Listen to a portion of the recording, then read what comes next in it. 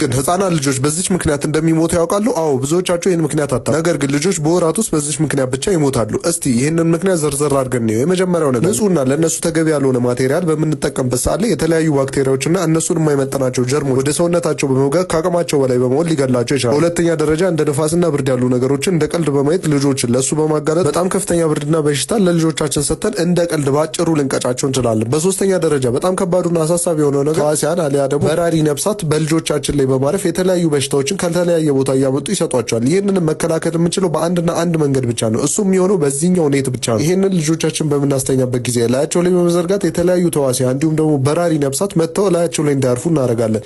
ይህንን ብቻ በማድረግ የልጆቻችን ጤናና የእድሜ ዘመን መጨመር እንችላለን። አሊያ ግን በቅርቡ እንደምንሰማው በጣም ብዙ ልጆች የሚሞቱበት ተልካሻ ምክንያት ልጆቻችን ሊጎዳብን ይችላል። ስለዚህ እርሶም የተለያዩ ንጹህና ኳሊቲ ያላቸው ማቴሪያሎችን ለህፃናት ልጆች የሚፈልጉ ከሆነ በቀጥታ ወደኛ ምናልባት እርሶ በወልዱጋ ወዳጆ ተወልዶ ለምረቃ አሊያ ለጥየቃ ሲሄዱ እነዚህ እቃዎችን በመያዝ ዘላቂ መፍትሄና ስጦታ ይስጧቸው። ምናልባት እነዚህ ማቴሪያሎች ለመግዛት የት እመጣለሁ እንዴት ሆናለሁ ብለው አይጨነቁ። እኛ ያሉበት ድረስ ስለምናደርስሎት እርሶ ምንም ሀሳብ አይግባው። ከክፍለ ሀገር ጀምረን አዲስ አበባ እስከ ውጭ ሀገር ድረስ የትኛውንም ስልክ ለኛ ቢደውሉልን የሚፈልጉበት ቦታ ድረስ በራሳችን ዴሊቨሪ እናደርስሎታል። ሄሎ ኪድሶች ነን። ባዮ ላይ ባለው ስልክ ይደውሉልን። ሰላማችሁ ይብዛ።